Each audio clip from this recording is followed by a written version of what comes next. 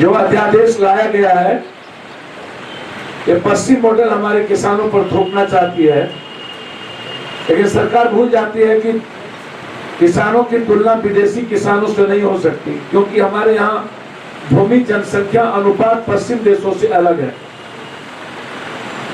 हमारे यहाँ खेती किसानी जीवन यापन करने का साधन वह पश्चिम देशों की व्यवसाय से है। 2006 से एएमपीसी नहीं है और इसके कारण होता है कि व्यापारी बिहार से सस्ते दाम पर खदान खरीदते हैं और उसी चीज को पंजाब और हरियाणा में एमएसपी पर बेच देते हैं, क्योंकि यहाँ पर एमएसपी मंडियों का जाल बिछा हुआ है। यदि सरकार इतना ही किसानों के हित को सोचती है तो उसे एक और अध्यादेश लाना चाहिए जो किसानों के एमएसपी के कानून अधिकार दे दे, जो यह सुनिश्चित करेगा कि एमएसपी के नीचे किसी से खरीद नहीं होगी और इसमें किसानों का हौसला बुलंद होगा। किसान विरोधी सरकार से देश प्रदेश बचाना ये जन अधिकार पार्टी की सबसे पहली प्राथमिकता है। वैसे तो अकाली दल जब अध्यादेश आया था तो ये विरोध नहीं किया था। क्यों उस वक्त अकाली दल ने विरोध नहीं किया? अब एनडीए के सहयोगी जो अकाली दल है, खास संस्कार हरकीरत को इस्तीफा जो दिया, जिसे विशेषज्ञों के मामले में देवेंद्र शर्मा कहते हैं कि सरकार सुधार कर रही है। अमेरिका, यूरोप जैसे कई देशों में पहले ही लागू बावजूद इसके वहां के किसानों की आय कमी आई है। 1960 के दशक से किसानों की आय में गिरावट आई। इन वर्षों में यहाँ पर अगर खेती बची है तो उसके वजह से बड़े पैमाने पर सब्सिडी के माध्यम से दी गई आर्थिक सहायता, जबकि भारत में सब्सिडी भी किसानों के लिए बिल्कुल खत्म है और नहीं के बराबर है। अब आप ये बताइए, भाजपा और एनडीए की सरकार खेती को अमीरों के हाथ गिरवी क्यों रखना चाहती है? ये शोषणकारी विधेयक क्यों? ये किसके कारण से षड्यंत्र रची गई एमएसपी सुनिश्चित करने वाली मंडियों को धीरे धीरे खात्मे की ओर क्यों? अब भविष्य में किसानों के ऊपर उचित दाम पर छीना जाएगा और अपनी ही जमीन पर मजदूर बन जाएंगे। इस कानून का हम सब, हमारी पार्टी सख्त विरोधी है और इस पर आंदोलन का निर्णय लिया गया है हर परिस्थितियों में। उसमें बहुत ही क्लियर है, जो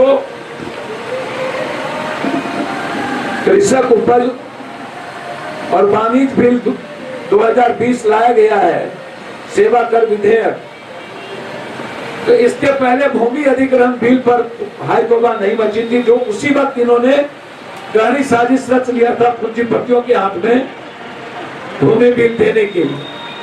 और इनकी साजिश आज से नहीं चल रही। और ऐसे समय में जब चाइना का बॉर्डर डिस्टर्ब है, नेपाल, बांग्लादेश, श्रीलंका डिस्टर्ब है, कोरोना के कारण पूरा देश डिस्टर्ब है, कोई प्रदर्शन नहीं हो सकता, कोई आंदोलन नहीं हो सकता, इसके बावजूद किसान आज मरने को तैयार है, लड़ने को तैयार है। पुलिस गोली और डंडे चला रही है।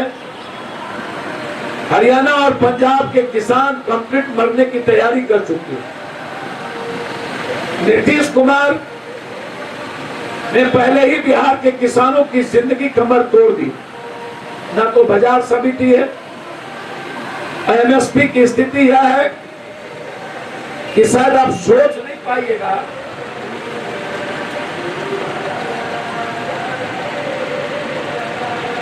कि पिछले वर्ष बिहार में 1200-1300 के भाव में बेचना पड़ा चावल, धान, और पंजाब हरियाणा में 1600 से 1900 में ये बिका।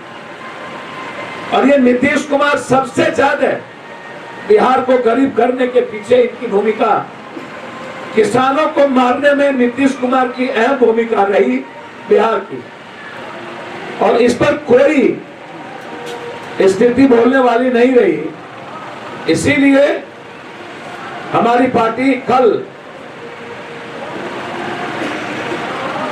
20 सितंबर को रविवार को सभी जिला मुख्यालय पर पुतला दहन करे प्रधानमंत्री जी। 21 सितंबर को 25 21 से 25 सितंबर 2020 तक किसान विरोधी नीतियों का पोल खोल नुक्कड़ सभा। 26 सितंबर को 2020 को संध्या में जिला मुख्यालय पर मशाल जुलूस और 27 सितंबर 2020 को रविवार के दिन बिहार बंद। किसान विरोधी और इतने बड़े काला कानून जो कंप्लीट रूप से